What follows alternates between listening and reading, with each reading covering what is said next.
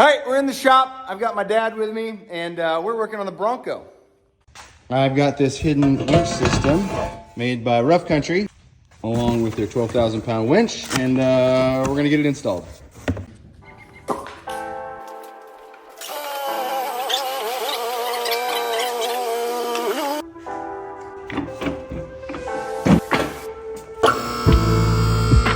Shake test.